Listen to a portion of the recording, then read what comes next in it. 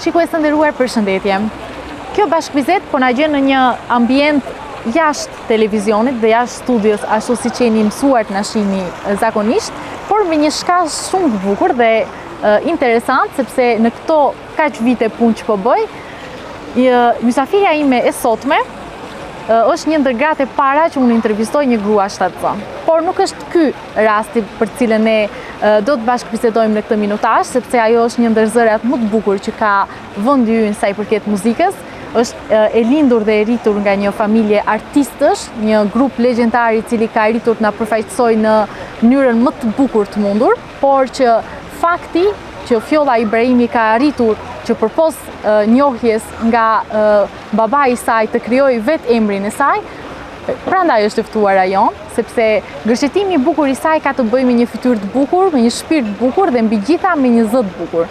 Do të bashkëbisedojmë me të për gjithë rrugtimin e saj dhe deri tek gjëja e mrekullueshme që i ka ndodhur së fundmi, që ajo është shtatzën. Fjolla, përshëndetje dhe mirë se të gjetëm në këtë rast. Përshëndetje Sara, falenderoj shumë për këto fjalë kaq të bukura, kaq kompakte, edhe një prezantim kaq të ëmbël, ta themi. Po ashtu respektoj shumë që përmende edhe këtë pjesën që nuk prezantohen vetëm në emër të babit. Absolutisht. Normalisht që jam shumë krenare që jam vajza e tij. Po mbi gjitha, kur ke vlera në shtëpi, dush të kesh edhe vlera edhe ti. Patjetër që po. Edhe të vlerësojnë më tepër edhe për vlerat tuaja. Faleminderit shumë që morët kohë të vini këtu edhe të më intervistoni në një vend kaq të lezetshëm. Patjetër që po, nuk deshëm fare të mundojmë, uroj që edhe kjo bashkëbisedë nuk do të jetë e mundimshme. Fjalët ishin totalisht të meritueshme dhe më vjen shumë mirë kur shoh vajzat të cilët përpos asaj rehatisë që marrin dhe që është një farë lloj privilegji që të kenë një familje me emër, por arrin që të krijojnë emrin e tyre përbrenda gjithë atyre privilegjeve që i posedojnë. Kështu që më vjen shumë mirë që ti ke krijuar emrin tënd. Tani në këtë bashkëbisedë doja të zbërthejmë pak më shumë duke përmendur shumë etapa të ndryshme. E startojmë nga familja, sepse kjo ishte edhe fjalët e para që na ranë në këtë start të kësaj interviste. Gjithmonë dim që bazën nga cila krijohemi dhe atë themelin që ne vëmë, starton nga fëmijëria dhe nga ato mësimet apo ushqime që arrim të fitim.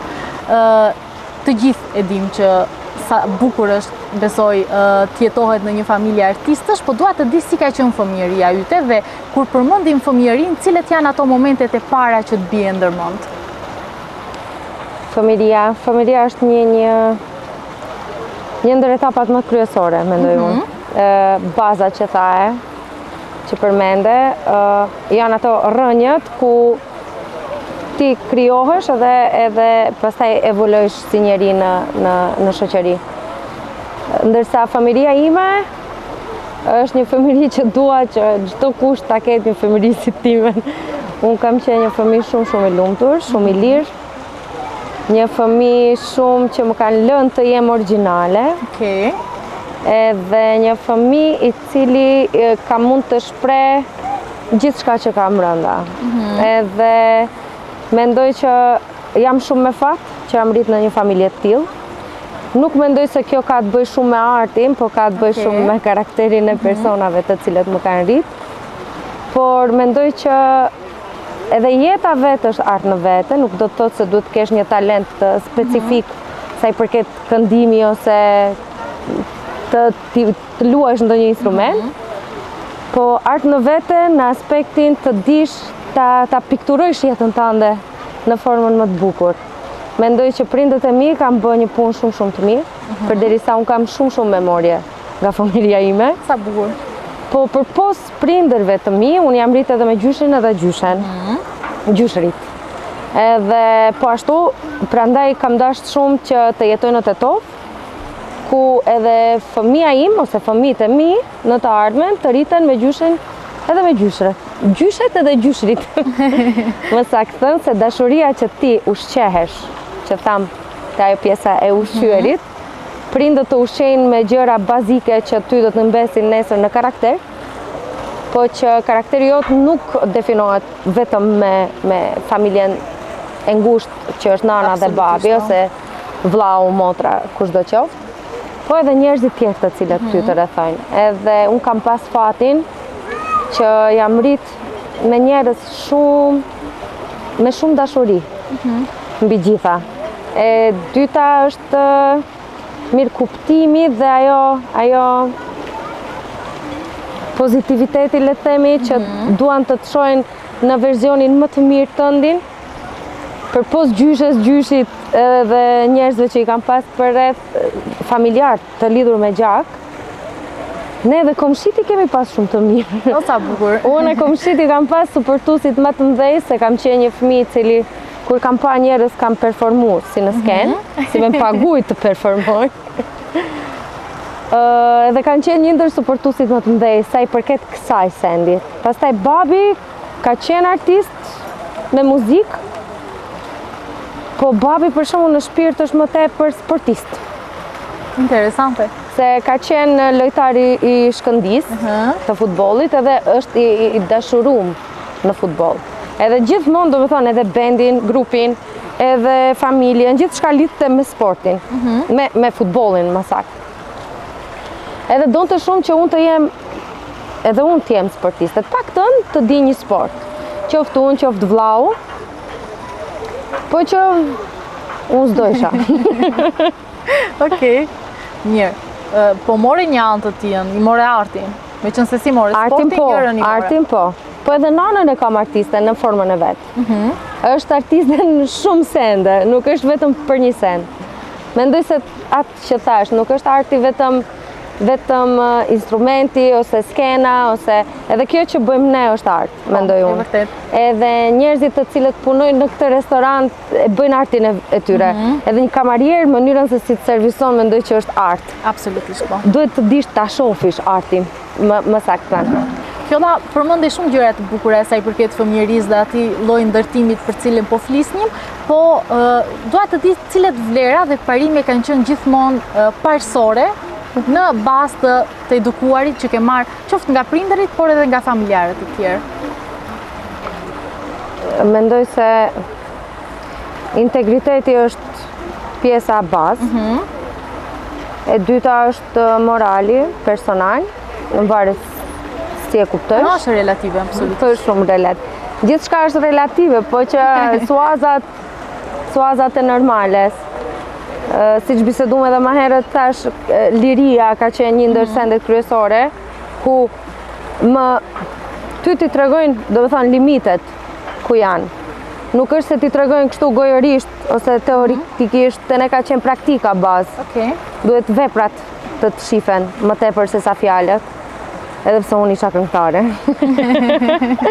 Po që mendoj se pastaj është ajo liria ku neve na kanë lënë edhe mua dhe vllaun të gabojmë në rrugët tona, por mbi gjitha të mësojmë nga ato gabime, që mos i përsëritim prapë. Edhe vlerat, njerëzillëku mbi gjitha, babi dhe nana kanë qenë persona shumë të njerëzishëm, me ajtë sa kam pa unë. Human, mbi gjitha, edhe personat të cilët kanë investu në rehatin e vete. Rehatin e vete, dhe kjo është relative, po që gjithçka që të bën ty të flejsh rahat në fund të ditës, ajo është ajo rehatia. Për shembull, prindët e mi janë investu shumë në familje, te njëri tjetri, njëri si pika e parë, relacionin që e kam pas mes njëri tjetrit më ka pëlqyer gjithmonë shumë, kam dashur gjithmonë që unë të arri me partnerin tim, që mendoj se e kemi arrit, po duhet të avancojsh gjithmonë i qik më shumë, ashtu thot babi, se për ndryshe e përjetojsh rrotën e njëjtë historisë. Sipas kohës, sipas vendit, është fjala kryesore e babit. Edhe normalisht si njeri të kesh limitet tua, edhe ti respektosh ato. Qartë. Tani, më ngacmoj pak ajo pjesa ku thej që kanë punuar për të pasur rehatin e tyre. Tani, shumë shpesh dëgjojmë që paqja e brendshme është një ndër gjërat thelbësore që gjithë secili që don të punojë me veten fillon nga aty. Ku e gjen ti paqen e brendshme? Unë faqen, ndoshta e kam ndërtu si babi edhe nana, faqen kam dash ta kem në shtëpi. Okay. Do me thënë, jo shtëpia si thot babi, jo shtëpia si shtëpi me cigla jashtë sa bukur do duket, po votra, home, jo house, po home. Edhe unat jam mundu maksimalisht ta ndërtoj bashkë me Ardi. Njerë si pika parë, do fillojmë prapë te arti, nëse lidhemi aty, te pjesa e arkitekturës. Për shembull, unë jam shumë pro arkitekturës, më pëlqen shumë të konsultohesh me njerëz ajo kjo, po mbi gjitha prapë se prapë duhet shtëpinë ta bësh ti vetë, me shijen tënde, që shtëpia të korespondon me ty. Jo me arkitektin që ta ka bërë. Çështja e ndjesisë, ëh? Ndjesisë. E pastaj është ajo që ti të dish ta shijojsh atë ambientin ku ti jetojsh. Jo vetëm ta bësh edhe ta shohësh ose ta bësh për tjetër kant. Kjo është ajo pjesa e rahatisë. Mbi gjitha, harmonia që ti e bësh, kjo është sa i përket asaj që duket. Sa i përket asaj që ndjehet. Prindët e mi kanë vlerësu gjithmonë edhe këtë kariken, e kanë adhuru sa e rumbullak të është, ose sa na pëlqen neve këtu sot ta pim kafen, nesër ta pim në atë këndin atje, edhe unë kam dash gjithmonë që shtëpia ime në nesërmen, ku unë do krijoj familjen, atë votrën time, ta kem atë rahatin time. Edhe jemi duke ndërtu, nga dal. Edhe kudo që të shkojsh, në hotele të ndryshme, luksoze, në mal, shkojsh në det, shëtisish, në ambiente të ndryshme, prapë se prapë ajo shtëpia home-i, mendoj se duhet jetë ajo pjesa ku t'ja bësh e heqish kollaren, ku thonë, edhe ndjehesh ma rehat. Në fakt, po më pëlqen shumë ky dimension që ti dhe i kësaj bashkëbisede, sepse në epokën që po jetojmë, të dyja e dim dhe të jemi të sinqerta, jetojmë në një periudhë ku gjithë çka bëhet për t'u ekspozuar. Ne jetojmë për t'u treguar të tjerëve se çfarë po bëjmë, duke u nisur nga shëtitje që bëjmë, nga veshja, nga ushqimi e kështu me radhë, dhe kjo ndjesia dhe kjo gjëja për cilën po flet ti, besoj që është shumë e rrallë, dhe sikur në një farë lloj mënyre ne kemi haruar të ndjejmë dhe të jetojmë. E vren dhe ti kështu? Shumë është e vërtet. Kjo mendoj se është shkaku i ekspozimit të tepërt në rrjetet sociale. Mendoj se është kjo koha e rrjeteve sociale. Ndoshta unë nga që jam rritë nga prindër të cilët nuk vin nga ajo kohë, themi. Neve na kanë imponu shumë këtë pjesën, ndoshta edhe jam frigu që ne mos ndjehemi diçka pak më special për talentin e babit tim, që është jo normale, realisht. Me vlerat e tjetër kujt ti të mburesh, për shembull, është kjo. Ose të tyje vetë janë qef se ti e bia e dikujt. Mund kish qenë një vajzë tjetër, nuk do të thotë se ti e çaj special, vetëm se ti e. E ndoshta jam frigu nga kjo, ose thjesht nuk kanë dash vetë të na mbjellin mua dhe vllaut këtë pjesën e ekspozimit. Okej, ne prap detyrohemi të ekspozohemi. Unë e them detyrohem të ekspozohem shkaku i profesionit që kam. Absolutisht, po. Shoqet e mia plus më kritikojnë shumë se postoj as pak në rrjetet sociale. Nuk jam shumë aktive, edhe nuk më pëlqen. Unë për shembull kur shkoj edhe në pushime, kam përjetuar, kam pa shumë vende, edhe qoftë tepër luksoze, qoftë shumë vende mesatare ndoshta. Wow, të themi. Po unë kënaqem të shkoj me një restorant se dive që duket si banjo. E të ha ushqimin më të mirë, për shembull aty. Mu më pëlqen të jem e lirë në atë aspektin ku të du unë, ku të më vije mu mirë aty të shijoj një send, ose të kënaqem tu e përjetu atë send.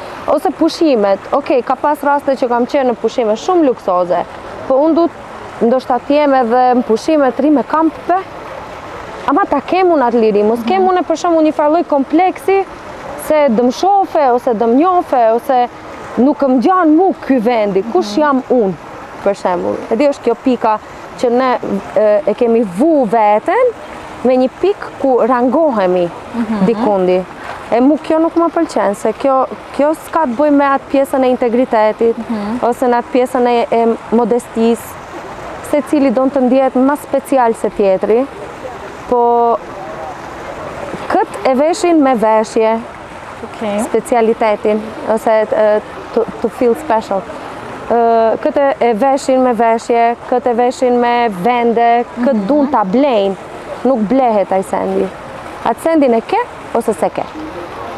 E të gjithë personat që unë i njoh, që e kanë, janë njerëzit ma modest që unë i njoh. Në aspekt ma modest, as për veshjeve ti nuk mund të dallosh atë njeriu se sa ka, ose sa është kënaq, ose sa ka shëtit, ose sepse ka të bëjë me përmbushjen shpirtërore mbi gjitha. Që ajo, e njerëzit më të fulfilled, më të përmbushur, për mua janë njerëzit më të këndshëm, qoftë për bisedë, qoftë për dush non-stop të rish me ato persona, non-stop dush të marrish sa ma shumë për aty në personave. Është si me lexu një libër që së në shkëputesh për aty në personave. Fjoll, më thuaj pak, sepse derisa po flasim, gjithçka ka të bëjë me ndjenjat në këtë orientim që ne i kemi vënë kësaj bashkëbisede dhe shumë jam kurioze si e lexon ti dashurinë, sepse je rritur me dashuri, po flet për dashurinë në partneritet, dashurinë për jetën, dashurinë e përgjithshme, si e lexon ti? O zot. Tu mendu veç për dashurinë u rënqethe.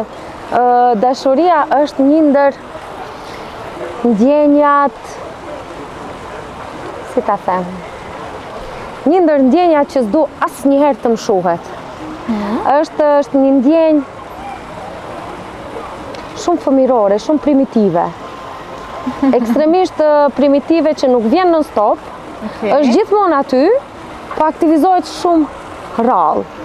Edhe krejt varet në çfarë frekuence ti vibrojsh, në fakt, që je capable ta ndjejsh ose mos e ndjejsh. Se mendoj se gjithë njerëzit, gjithë ndjenjat janë aty në ajër, janë këtu, po krejt varet ti sa dush ta thithish, të ushqehesh, me çka dush të ushqehesh. Edhe kjo fillon nga energjia jote, mendoj. Ndjenja e dashurisë, secili e përjeton ndryshe, po për mua thash, është një ndër ndjenjat më të bukura që mendoj se pa të ndjenj fjolla s'do ishte fjollë. Shumë është fjollë e keqe, pa të ndjenj.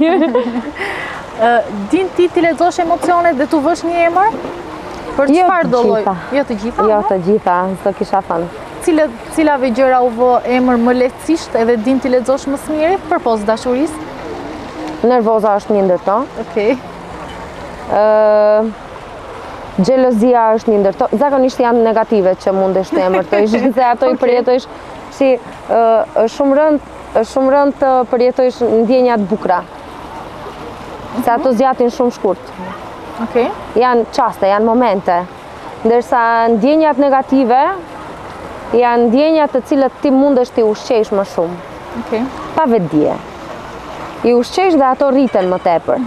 E tash, nëse ti dish ta ndalojsh veten, të mos e ushqesh atë ndjenjen, ti ke masterizu në një farforme emotional intelligence. Dhe kontrolli Chelsea. Shumë është me rëndësi. Kontrolli mbi gjitha sendet në jetë, jo vetëm ashtu, edhe tepër dashurinë ndoshta nuk është mirë. Është mirë për ti si e përjetojsh, po ndoshta i bëj shumë dëm dikujt tjetër, ose i bëj shumë dëm vete se mund të qorohesh edhe mos e shohësh realitetin se çka është të ndodhë, edhe të dëmtojë më tepër pjesa e zhgënjimit më pas.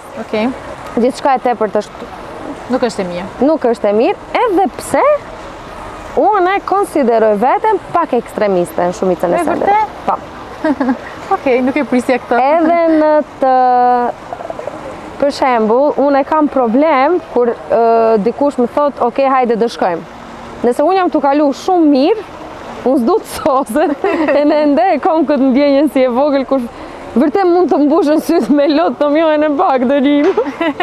Ose për shembull, jemi tu e pa një film me Ardianin, edhe gjithmonë është Ardiani ai personi i cili thot, ok, dhe me ta ndalim më, të flejmë se nesër duhet zgjohemi herët. Dhe unë jam ai personi, hajde edhe një. Asnjëherë nuk thom unë e ndale ose diçka. Do të thonë, së më pëlqen shumë sendet e bukura s'du të marrin fund, edhe pse di se do përsëriten. ose në çështjen e shijeve, nëse unë fiksohem të ha një gjë, jo tani që jam shtazane, po në përgjithësi, e ha deri në momentin që të gërditem, ose e ha tepër edhe pastaj një periudhë gjatë kohë nuk e ha. Okej, interesante. Fjoll, kam përshtypjen që ti e ke ruajtur shumë mirë atë fëmijën e vogël brenda teje. Po. Besoj e ke ushqyer gjatë gjithë kohës, o? E kjo ka qenë edhe një ndër sende që prindët e mi na kanë ushqejt shumë. Sa e Që bukur. asnjëherë mos e humbat fëmijën brenda vete, se ajo është ajo origjinalja jote. Se pastaj ti kur rritesh i veshish dhe me seriozitetin, se tash duhet jesh ma serioze, e veshish atë pjesën e komplekseve, se nuk duhet shumë të gabësh, nuk duhet shumë... Me role pastaj. Gjithmonë marrish role në jetë, edhe kur je fëmijë, mendoj se je forma ma puro, ma e pastër. E ajo pastërtia, ajo është shumë e rëndësi. Ta dyshim.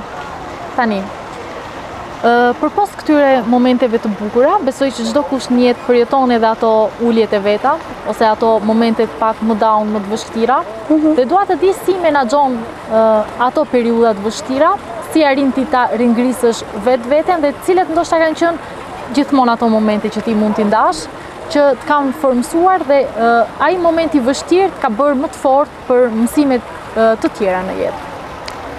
Mendoj se une kur përjetoj diçka keq, si fjoll, shkoj deri në fund të asaj të keqes. Nuk është mirë ta neglizhosh atë ndjenjë.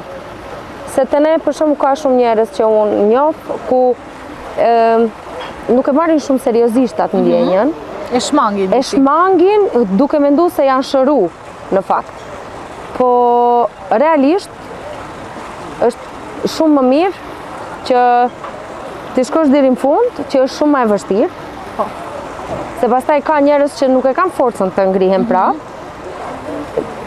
Mendoj se ka njerëz, se cili njeri mund të ngrihet prapë, po krejt varet e mindseti është prapë ajo ku dë bim. Unë du ta përjetoj më të keqen e asaj të keqes. Ta marrish mësimin, no? Jo, ta shoh. Jam kurioze ta shoh qoftë mirën qoftë keqen. E zbërthen atëherë. Ta zbërthej deri në fund. Jo ta lë as andej as këndej. Ta zbërthej deri në fund. Më konvenon, ose ka pas raste që unë edhe jam dëmtu aty po shumë. Po që nana thot i bish murit me kokë. Është mirë t'i bish murit me kokë, përderisa të dhem koka, fillosh ta ndjejsh, vetë ta ndjejsh. Jo tjerët të tregojnë sa ta ndjejsh kokëdhimbjen, ose jetu i ra murit me kokë. Krejt mund të thojnë. Ti ndoshta nuk e shohësh veten, ama ti vetë duhet ta kuptosh mbi gjitha. Si mësohet një mësim është zakonisht me veprat të cilat ti bësh. Jo vetëm me fjale që tjerët të thojnë të preventojnë ty, të largojnë prej atyre sendeve të këqija. Po, mbi gjitha, mendoj se duhet të kesh edhe njerëz shumë të shëndosh në pjesën e mindsetit, për rreth, ose nëse e shohish se asnjë njeri ty nuk mund të të kuptojë për gjendjen që ti e ke, unë jam shumë pro të diskutosh me psikolog. Unë vetë kam qenë, edhe më pëlqen shumë, unë kam shku për kuriozitet në psikolog. Momentin që pastaj ishte edhe një send tjetër se kam lexuar shumë për psikologjinë, se më ka interesuar, se thosha një person, qoftë një femër duhet të dije shumë sende për trupin e femrës, qoftë një njeri duhet të dije shumë për psikologjinë, përderisa ti ke mendje, ti duhet ta zhvillosh atë sendin, e di, jam pro të zhvillohesh, të kultivohesh në këtë aspekt, po ndonjëherë është edhe gabim kur ti mendon se e ke shëru veten. Edhe prandaj duhet të shërohet dikush tjetër me raste, nëse shumë je dëmtu. Po mbi gjitha mendoj se secili njeri duhet e din, e ndjejsh. Nëse je shumë e konektuar me trupin tënd, ndjejsh kur diçka nuk është në rregull me ty. Qartë. unë kisha në mendje të bëj pyetjen, ke lexuar shumë psikologji? Disa po e the. Po, kam lexu. Edhe vllau im ka qenë një ndër personat i cili ka lexuar shumë, edhe është shumë person i cili i hyn thellit një sendit kot e kot, për shembull, i hyn çaq thell saqë po. Edhe më pëlqen se ne në familje gjithmonë kemi diskutuar shumë. Kundrejt ndjenjave, kundrejt tepër tema kemi kap gjithmonë, që na kapte edhe mëngjesi, për shembull të katërtive, mu, nanën, babin edhe vllaun. Të kanë ndihmu këto gjëra që të kuptosh edhe të lexosh më lehtë të tjerët pastaj përreth? Normalisht po, por jo vetëm nga ne të tre, sepse nga ne të tre ti e dish më se cilin karakter që ti e ke përballë. Më tepër më ka ndihmu pjesa e thojve, se unë punoj edhe me thoj. Po, të dalim edhe aty. Edhe kur kam filluar të punoj me kliente, atëhere kam filluar të kuptoj më shumë njerëzit. Një ndër arsyet pse unë i du ndoshta thojt shumë, është që i du edhe shumë njerëzit, të eksploroj njerëzit. Se secili njeri hyn me atë energjinë e vete, mënyra se si flet, mënyra se çka tregon, mënyra se çka zgjedh të thote, si don t'i bëjë thojt, çfarë gjatësie don t'i bëjë thojt, gjithçka domethënë. Edhe është si me shku në psikolog, technically, kur vinte unë se 1 orë gjys, 2 orë, une duhet të merrem me to. Edhe i njoh më tepër edhe më deeply, edhe kam njoft shumë karaktere. Më shumë kam zbulu aty sa më pëlqen psikologjia, sa më pëlqen njerëzit në përgjithësi. Sa i du njerëzit. Po të mendoja sa mirë do ishe si psikologe. Ndoshta do më kishte lodhë shumë. Se nuk e marr si detyrim që unë ta shëroj atë personin, po vetëm ta njoh. Edhe pse më pëlqen ta shëroj një njeri, mendoj se secila femër e ka këtë problem, që mendon se mund të shëroje persona tjerë. Sidomos estetistet që e kanë edhe këtë përvojë. Mendoj se secila femër e ka, zakonisht femrat të cilat lidhen me ndonjë ideal, duan ta shërojnë, që kanë probleme. Është shumë interesante se përpos profesionistëve ku drejtohemi për të shprehur, tek estetistët shprehemi shumë lehtësisht. Po flas edhe nga përvoja. Krijojmë një farlloj ashtu relacionin, një farlloj energjie që përpos që kënaqemi dhe e shijojmë kohën, por kemi edhe një besim të jashtëzakonshëm. Shumë e vërtetë dhe nuk e kuptoj pse ndodhen ky sendi. Nuk e kuptoj pse ndodhen ky sendi, po është një fenomen shumë interesant. Na duhet ta ulëmtojmë këtë. E mbi gjitha unë edhe studion e kam krejt të zezë, se e kam studio muzike që ka qenë. Edhe është studia krejt zi, edhe vetëm drita aty te tavolina ku unë punoj. Edhe shumica e klientëve që kanë ardhur për herë të parë, për shembull, janë friguese shumë si dhoma misterioze e pyetësorit, e di kur të pyesin në polici që i shohim nëpër filma, ashtu duket dhoma. Po që normalisht unë vathej paternën zakonisht me bashkëbisedën që unë e krijoj, se si i hapi unë. Po mbi të gjitha njerëzit janë shumë interesant, edhe eksperiencat e njerëzve janë shumë interesant. Të dëgjosh për real time experiences, o zot. Thash, është shumë edhe mëson, ë? Shumë. Që, me që më dole tek pjesa e thonjve, po e vazhdojmë këtë. Si lindi dëshira për t'u marrë me këtë art, se edhe kjo është një farë lloj arti më vete, lindi nga fakti që ti vetë i dëshiroje thonjt, sepse unë personalisht kam shumë vetbesim kur i bëj thonjt, dhe kur nuk i bëj thonjt, ndihem sikur nuk jam e plotësuar mjaftueshëm. Unë prej e vogël, këtë shpesh e kom shpreh, prej e vogël prapë do fillon te fëmiria. Krejt aty fillon. Po prej e vogël aq shumë i kam dasht femrat e bukura, femrat që janë mirëmbajt, për shembull. Edhe në atë kohë kur unë kam qenë e vogël, nuk ka pas shumë estheticians, për shembull të themi. E dish që i kanë rregullu thojt, ose vajza që i kanë rregullu thojt. Nana ime, personalisht, vetë i rritë të thojt e veta, edhe vetë i rregullon të thojt. Me llaka, i rregullon të formën ajo kjo. Po, kisha një hall që vinte nga Oslo. Edhe ajo i mbante thojt e veta. Edhe kur i shifsha unë për shembull një person, nana si e zbjegon që tash se unë se mbaj mend, kur e kam pa ndonjë person i cili ka qenë e mirëmbajtur, gjithmonë e kam aprovu, ju jam afru, E ke pranuar më lehtë? Po, shumë më lehtë. Do të thonë, ja kam pa duart, ja kam pa shtiklat. Okej. Më ka pëlqyer gjithçka. Do të thonë, më ka pëlqyer e bukura, ndoshta. Ashtu si e kam menduar.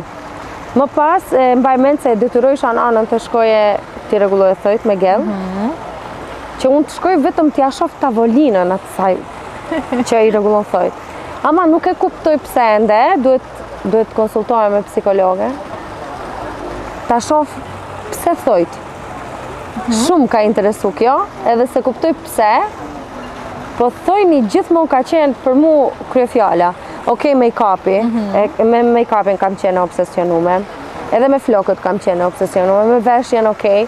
Veshjes edhe pse nuk jap shumë, ashtu kryefjala nuk është veshja, po të ke shije, të kombinohesh bukur, të dish kombinohesh. Erdhnat më kam pëlqyer shumë, gjithmonë. Do të thonë parfumet, këto gjërat, kremnat, locionet, ajo kjo. Edhe thojt kanë qenë kryefjala. Do shta pse flasim edhe me duar, si kur kemi duart i kemi kështu mbështetëse për të shprehu. Janë angelet për ta zbuluar edhe kjo. Nuk e kuptoj, ama mu më kam pëlqyer gjithmonë thojt e gjata. Edhe e mbaj mend se unë prej shumë e vogël kam gjithë thoj. Shumë kam gjithë thoj, nana mi blente, edhe në atë kohë ishin shumë të shtrejta. Edhe e mbaj mend, nana më tregon në fakt se më ka thonë fjolla më nana nuk të blej thoj, se normalisht çdo ditë unë kam kërku thoj. Edhe unë s'kam qenë ashtu fëmijë që jam vu, e du. No, ka thonë jo, okej, jo, tash duhet gjej unë dhe një zgjidhje, si t'ja bëj. Edhe i kam thonë nanës se nuk ka problem. Kam thonë, do i rregulloj unë vetë. Edhe nana ka thonë, si do i rregullojsh? Kam thonë, do e pres shishen e Coca-Colës, se ka curves. Okej. Edhe do i bëj format. Edhe do i ngjes, ama kam qenë 3-4 vjeçe. O zot. Shumë e vogël. Edhe nana ka thonë, ti prese kishtat me gërshon, do bëhet dësa katoj, ka thonë, hiq, mos tento, nëna do vazhdoj të të blej. I ke fituar, thonë, si përfundim. Ama, se di, thash, edhe kur s'kisha thoj, kur shifsha gjethe, kishte ka do druj që i ka do gjethe kështu të vogla. Okej. Edhe ato i këpuqa, edhe i ngjitsha me ujë. Edhe veç kështu risha, veç ti kem thojt ma gjata, nuk e kuptoj pse. Nuk e di çfarë është psikologjia behind. Kur da lexosh, do më tregosh se çfarë është kjo çështje, sepse tani mu fiksua dhe mua. Mirë, ndalemi pak tek pjesa tjetër e profesionit apo profesionit bazë, muzika. Ti ke marrë përgjegjësi për të qenë figurë publike në një moshë shumë të re, që është shumë moshë delikate, dhe besoj që kjo përgjegjësi të ka shoqëruar përgjatë gjithë jetës. Vetëm 12 vjeçe marrish një përgjegjësi për të qenë pjesë e ekranit televiziv, besoj nuk e qenë goxha e vetëdijshme se çfarë po ndodhte me jetën atëherë. As pak e vetëdijshme, jo goxha. As pak e vetëdijshme, po rahatia. Flasim për gjeniun e vogël. Po, rahatia, prap do bazohemi aty. Projektet, mbi gjitha, kanë qenë bazë, para gjeniut të vogël. Qoftë me shkollën, qoftë me kurset, qoftë me instrumentin gitarën, për shembull babi më ka regjistruar me nanën. Unë kam zgjedh, nuk e dija çfarë instrumenti, se unë prap doja të këndoja, nuk isha aq e fiksuar me instrumentin. Edhe përderisa ti thoje po të në shtëpi për diçka, ti e kishe patjetër që atë ta çosh deri në fund. Kjo ishte një ndër sendet elementare, bazë. Prindët tonë asnjëherë normalisht jo me forcë, me dhunë të çojnë, ajo nuk kuptoheshte. Se secili nga ne, qoftë nana, qoftë babi, qoftë vllau, kur fillonin ndonjë punë asnjëherë nuk e lënë në gjys. Ka qenë parim. Parim. E kjo është që ti ta përjetosh një send deri në fund. Atë që folëm edhe më herët edhe me të keqen. Gjithçka lidhim. Gjithçka lidhet në jetë, realisht. E tash, puna është se gjeniu vogël, Samiri ka qenë, vllau ka qenë finalist i cili e fitoi vendin e parë me bateri në gjeniun e vogël. Edhe tani Gjoxhi Bledi u paraqit babit, i tha keni ndonjë talent nga Tetova se duam të vim edhe atje, të shohim fëmijë. Babi tha unë njerëzit të cilët do i njoh, të gjithë do takohemi me një vend, nuk e di se e caktun. Sa e mbylli telefonin, kishte bisedu me nanën, Më thirrën të dy poshtë, unë isha në dhomë, edhe më pyetën, "Cuci a dush ç'ka është të gjeni u vogël?" Tash unë me atë mendjen e fëmisë, ti nuk e dish normalisht se ç'ka të pret. Edhe mendova se do jetë si Samiri, se Samiri e ka pas pak më ndryshe gjeni unë e vogël. Ato e kishin edhe me instrumente, edhe me balet, edhe me këndim, ndërsa kjo ishte edicion vetëm me këndim. Nana me babin e dishin se unë kam talent, se unë non stop këndojsha, thash, performojsha para krejtë, kur shumë vinte në shtëpi, unë e performojsha. Koncerte falas. Fiks. Më pas, kur shkun në gjeni, në fakt në Klan atje në Shqipëri, në Tiranë, atje normalisht më testun, po thanë që do krijojnë një grup fëmijësh, të cilët nuk mund të udhtojnë se cilën javë, kishte fëmijë edhe nga Shkodra, nga Berati, nga Gjirokastra, vende të ndryshme, ato të cilët s'kan mundësi, do me thënë të udhtojnë, të mund të rinë me një villë, me dy prindër që do jenë mentor. Mentor, në fakt, si quhet be? Së më kujtohet emri. Që do na ruajnë në një farë forme. Për kujdesës? Për kujdesës, po. Të cilët kishin dy fëmijë më të vogël, e ato nanat e aty në rishin. Unë jo se s'kisha mundësi të udhtoj. Ajo është një sen tjetër. Qëtash prindët e mi vendosën që ushtria jeme t'jesë e gjeni u i vogël. Nuk e di se e kanë marrë këtë vendim, po është një ndër vendimet më të mira që e kanë marrë, tash unë e them. Nuk e di unë atë kisha mund ta marrë për vajzën teme në të ardhmen. Se nana thot unë çdo ditë Zotit, kur më thëshin vajzën e ke lanë Tiranë, 12 vjeçe, ta mu mlyshin mend, veç kur e mendojsha, edhe pse nana me babin edhe me vllaun kanë ardhur se cilën javë në Tiranë. Se cilin vikend kanë qenë aty. Gjithsesi, ajo shkëputja nga shtëpia për mu ka qenë shumë e madhe, se unë kam qenë, edhe vazhdoj t'jem, person shumë i ngjitur me nanën edhe me babin. Po thash, ka qenë ushtria jeme. Më tha babi a dërish me këto fëmit në villë, se edhe për këtë më pyetën, e unë i thash po. Ti si eksploruese. Si eksploruese, edhe mendoj se shumë ma mirë më doli, se shumë sende kam mësu. Edhe të rish vetë, edhe mënyra se si është të rish pa prindër, ajo ndjenja të ndjesh e hupët në një vend të ri. Në shkollë të re, me njerëz të ri, komplet kulturë tjetër nga tetova. Është eksperiencë në vete, që mësoj shumë, edhe me vetdije dhe pa vetdije. Edhe mendoj se kur jam rrit ma shumë e kam vlerësu ende ma tepër. Sesa në ato momente që kam qenë, edhe babi me nanën gjithmonë ma thyshin. Se do e kuptojsh kur do rritesh më shumë. Do e kuptojsh atë bazën, çka ke përjetu atje. Edhe mendoj se është shumë eksperiencë e bukur. Të ka shërbyer kjo eksperiencë për qenë më e rritur gjithmonë se sa mosha që ke mbajtur? Nuk mendoj se vetëm kjo eksperiencë ka qenë, mendoj që skena në përgjithësi më ka bë. Mbi të gjitha vllau, që ka qenë 3 vjet më i madh se unë, ai më i madh se unë 3 vjet, i cili ka performu prej në 12 vjet me band me njerëz që kam pas nga 25-27. E tash unë me 14 vjet bënëm band me vllaun tim, ku unë performoja për persona 30 vjeçar, 27. Edhe me automatizëm ti nuk mund të shkojsh Samiri plus tallë është me mu se thotë e vogël, duhet të të marrim mikrofon me wireless prej jashtë atë këndoj se s'pranojnë këtu mrenda. Kur ti rrethohesh me njerëz të mëdhenj non stop, mendoj se është ajo. Dikon shumë, e vërtet. Se bisedat janë ndryshe, ndëgjojsh sende ndryshe, shofish sende tjera, edhe mendoj se edhe ti përkasish. Edhe kjo ndjenja që dush t'jesh më e madhe për herë. Me zi se prit qatë vëndu i thoj, come on. Të lutem. Çfarë të jep muzika përpos artit të bukur që e karakterizon? Dhe përpos kësaj famës që mund ta quajmë që bie sërish në këto gjërat e bukura që mund t'i vlerësojmë, njohjes me njerëz, çfarë t'i jep tjetër ky profesion? Muzika është... Edhe muzika mendoj se është një art shumë primitiv. Mbi gjitha është shumë hipnotizues. Unë jam rrit me perkusionista.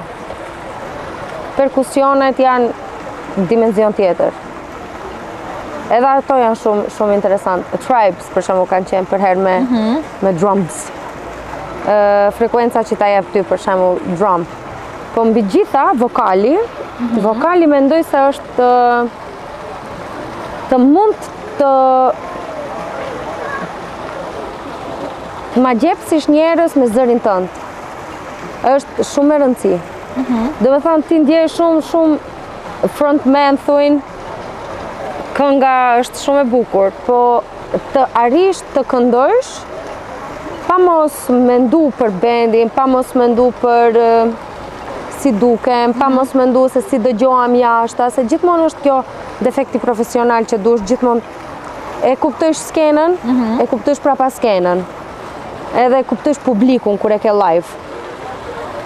Mbasi të i kalojsh këto, kur ti më piqesh me skenë, unë mendoj se tash deri diku jam pjek në skenë, po që normalisht shumë sende duhet mësojsh ende. Ka disa këngë, ka disa momente në skenë, nuk është gjithmonë. Ku i thomë dhe njerë bendit nuk ka nevojë të performojnë për njerëzit, performoni për vete. E kur ti performojsh për veten, është ajo ndjenja ma e se di. Nuk di si ta spjegoj atë ndjenjen, ajo nuk është as dashuri, ajo nuk është as satisfakcion, ajo nuk është as mburje, as krenari, është një ndjenjë që së nja vëndoj emrin. Te ato të mirat që ta është të një emërtojsh.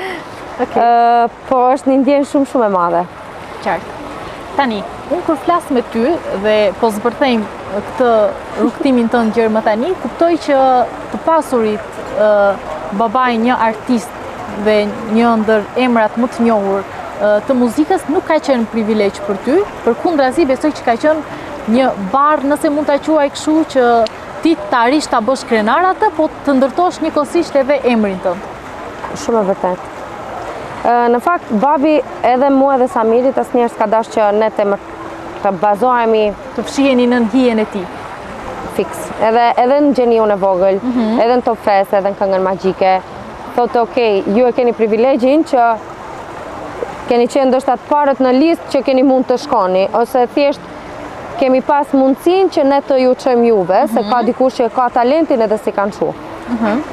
Për qatë unë ndjehem shumë krenare, ndjehem shumë me fat që kam qenë pjesë e asaj familje, se edhe shumë artistë tjerë nga Tetova nuk e kanë shu fëmijët e vetë. Absolutisht. Por thash, jam shumë me fat që kam qenë nga kjo familja, pikërisht familja e babit edhe nënës teme, që na kanë mundësu që ne të përjetojmë kështu sende. Por ajo bara është më e rëndë kur prindi të suporton, edhe prindi nuk ta bën qefin. Për shembull, babi asnjëherë, nëse ti ke dalë keq, ti ke dalë keq. Nuk ka pas të në lule, zbukurime. Okej, ti prap më e mira, ose... No. Të ne, njëherë kritikat kanë qenë, çka ke mund të jesh më mirë, si ke mund të performojsh më bukur, po pastaj kanë qenë, ti mo e dish se si këndojsh. E kupton? Normalisht se edhe lëvdatat nuk kanë mungu, ama nuk kanë qenë të tepërta. Se asnjëherë nuk na kanë shtyr që ne të dashurohemi me atë që ne jemi të e bo. Nëse ti ke rënë dashuri me punën që e ke bo, atëherë se ti nuk ka përmirësim më. Se ti e dush qatë shumat, e adhurosh qatë shumat, se që ti mo next nuk bën progres. Nuk bën progres. Edhe të ne gjithmonë ka qenë, okej, keep going, përmirësohu, bënu ma mirë. Çka mund bësh next? Pra ndaj e progresuar ka qenë. Prap nuk mendoj se progresi ka qenë aq i madh sa është dash të jetë. Po unë edhe s'kam dash shumë pushtja pjesës këndimit. Me famë tepërt, për shembull, se jam person i cili e du qatrat lëkun pak. Qatrat lëkun shumë e du. E shion shumë, no? Mirë. Po të fillojmë të flasim për gjithë rrugtimin tënd, besoj do na duheshin edhe shumë orë për bashkë biseduar. Do doja të ndaleshim tek pjesa e mëmësisë. Okej. Tani, e di që je person sepse gjatë gjithë kohës po e themi që i shijon shumë gjëra, po dua të di si ka qenë ai momenti i parë kur ti ke kuptuar që je shtatzën dhe dua të di si ka qenë ato momentet imagjinare kur ti ke dashur të jesh shtatzën ose të bëhesh mamë. Unë gjithmonë Ke dashur gjithmonë të bësh mamë? prap të lidhemi te fëmiria. Sa bukur. E kemi një piknisje shumë bukur. Shumë, shoqja ime e ngushtë kur e bëm këtë gender reveal, si pika partë te imagjinata do fillojmë. Gender reveal që e bëm, Aida, shoqja ime, thotë, e mbaj mend, thotë, se gjithmonë Fjolla ishte nana edhe mu përherë bon të tezja. Se unë e kam pas një kukull të madhe që ngjante shumë si bebe. Okej. Do të thonë ishte bebe, për mu ishte reale ajo bebja, s'di si të spjegoj. Sa që edhe babadimrit i kam kërku, që kur du unë ta bëja atë beben real baby, e kur du unë ta bëja kukull se duhet shkoj në shkollë. O, zot!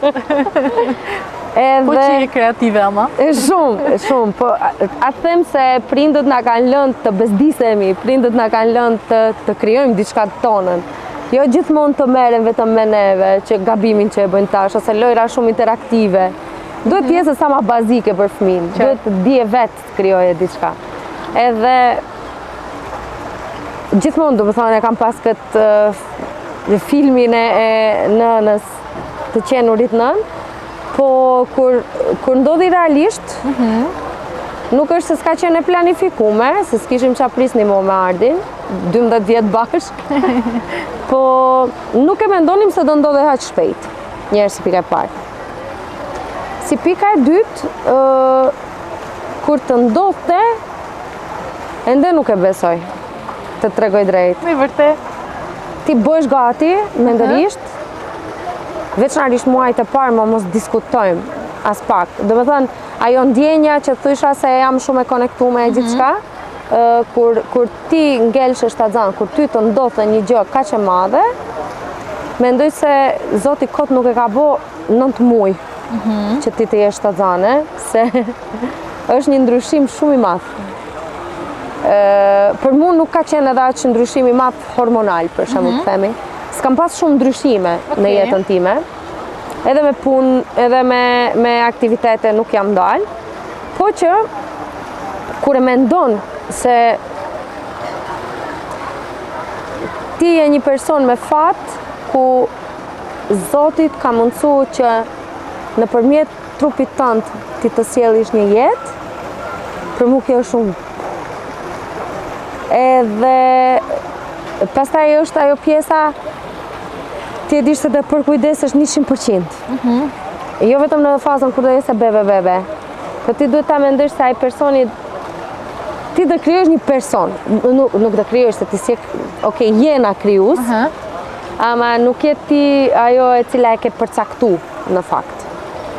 Ose ajo ndjenja e përkatësisë është e jemja. Unë për shembull atë nuk është se du ta implementoj shumë në veten teme, se teknikisht nuk është e jemja. Duhet të ruhet si diçka që duhet të kujdesesh, por jo ta veshish atë shumë, ta përvetësosh atë shumë si diçka e jotja, veç e jotja, se nuk është, realisht. E shes si një dhurat nga Zoti? Normalisht që është, nuk e shoh, është. Po është edhe një sens tjetër, se secili shpirt është shumë i vetëm këtu te ne, në realitetin tonë. E tash, kur lidhemi në pjesën spirituale, unë shumë në këtë aspekt e kam mendu, më tepër se sa si do duket vajza ime në realitet. Pastaj është edhe një sen tjetër se asnjëherë s'na ka tregu fytyrën në eho. E mbulon gjatë gjithë kohës edhe ne s'e shohim se si është. Edhe ndoshta prandaj nuk është se jam bazuar shumë se si do duket, po më tepër te ndjesia se si do e krijoj unë atashimin me vajzën time. Si a do mund t'ja jap une atë dashurinë mjaftueshëm. A do mundem une t'ja jap atë suportin mjaftueshëm se e kam përjetu une. Ma tepër se sa që e kam përjetu une. S'di si ta spjegoj. Edhe pse e di se do vijem në jetë edhe di kese përret njerëzit ma dashtun. Se me zi se presim ta shojmë që tash mbushem me lot. Po është kjo dyshimi gjithmonë i ndjenjës. A do arish t'ja tregojsh dashurinë ashtu si që ti e ke pa. Për mu kjo është shumë ma me rëndësi. Tash unë të emocionova, po nuk ishte ky qëllimi. Jo, janë hormonet plus. Por unë nuk e vë në dyshim që nga një shpirt i bukur do del edhe një shpirt më i bukur dhe nuk e vë në dyshim fare që ti do t'jesh një mamë e mrekullueshme. Sepse je rritur nga një shembull i tillë dhe gjithçka që ke marrë do të vazhdoj zinxhir edhe tutje. Je shumë e mirë. Do t'jap një përqafim vetëm pas pak. Patjetër. Mirë. Po ta ndëroj fokusin tani. Hajde. Gjëja që më ka pëlqyer më shumë ti është që zakonisht gratë shtatzëna vetë për kujdesen shumë, bëjnë kujdes, po ti edhe ke përfundmuar në skenë shtatzën, ke vazhduar punën, a rje ta bëje këtë lehtësisht? Mendoj se Cuca më ka dhënë më shumë forcë. Me vërtet? Po. Unë jam person që kam shumë energji në përgjithësi. Edhe kam menduar se shtatzania normalisht të ndryshon, mu personalisht për pos apetitit që ma ka shtu ekstrem, nuk më ka ndryshu wow, të themi. Në sken, normalisht kur kam performu deri në muajin e 6, në muajin e 6 më fillova ta ngadalsoj hapin se nuk të lejohet edhe shumë të rish gjatë kohë në këmbë. Pastaj unë jam person i cili non stop vesh taka në sken.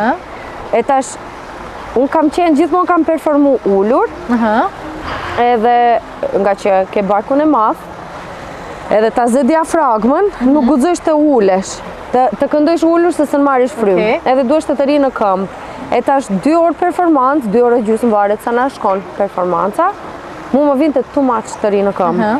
Edhe me automatizëm, bu thash edhe djemve, se prej 14 vjetë unë punoj, kjo do jesë thash pauza jeme e parë në jetë, që do pauzoj të mos punoj, për mu do jesë thash shumë e vështirë, po edhe kjo pjesa e barkut më ndikon të normalisht.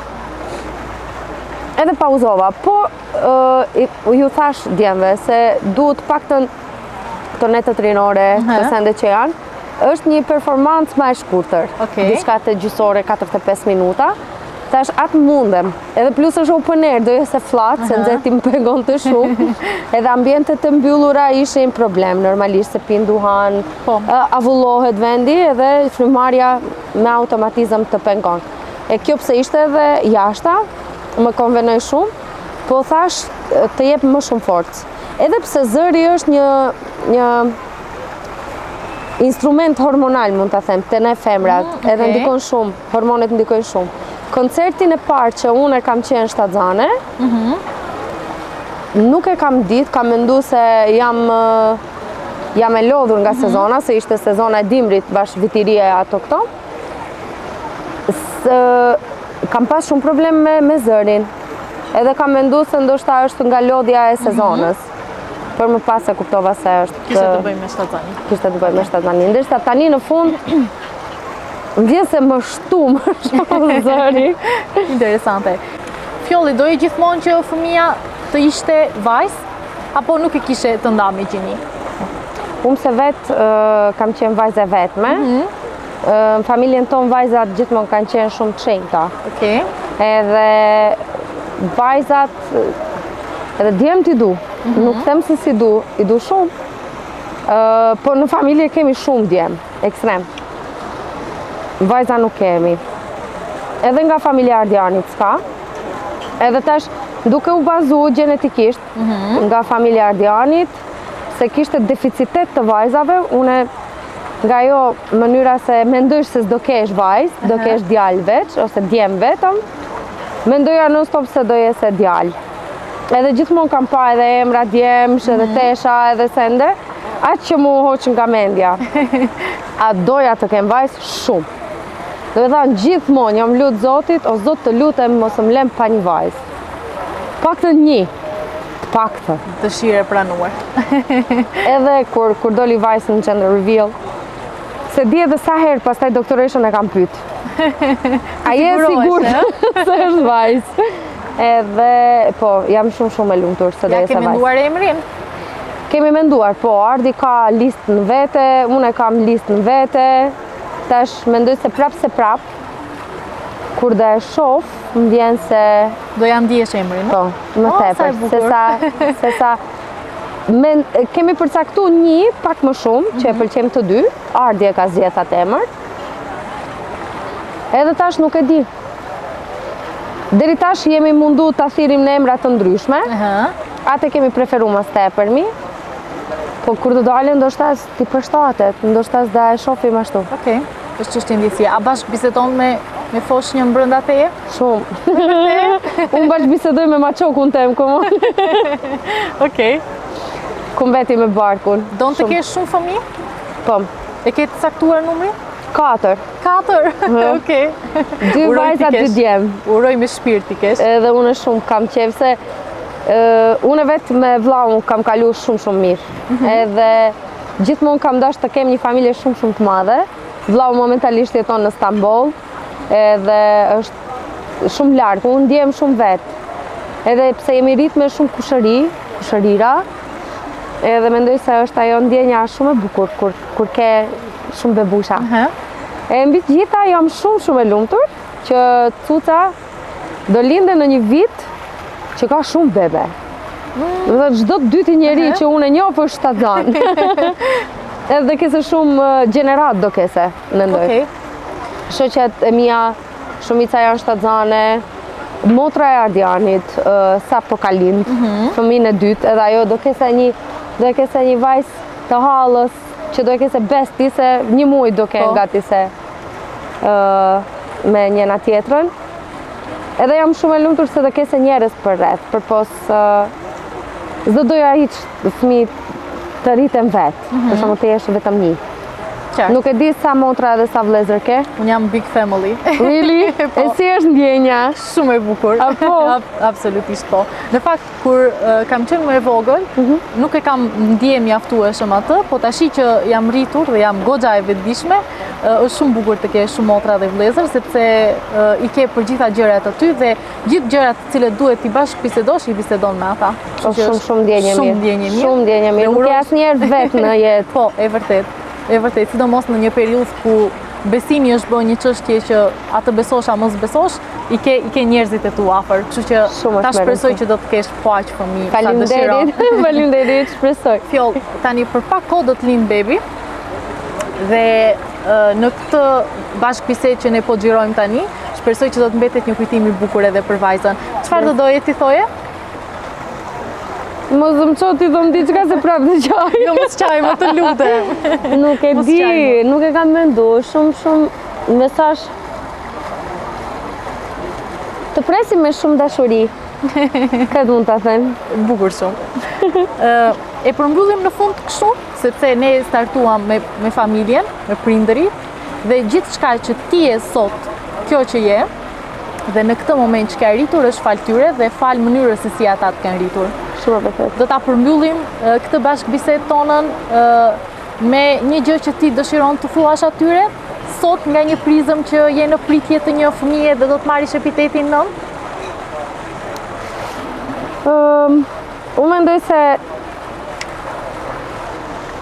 mendoj që prindët e mi veç e din jo me fjalë, po me vepra se si ndjem une për ato, ose për njerëzit të cilët më kanë rrethu, që e kam shpreh vazhdimisht, por mbi gjitha faleminderit shumë dhe dua që të njëjtën energji që ma keni dhënë mu, të mund t'ja përçoni edhe vajzës time.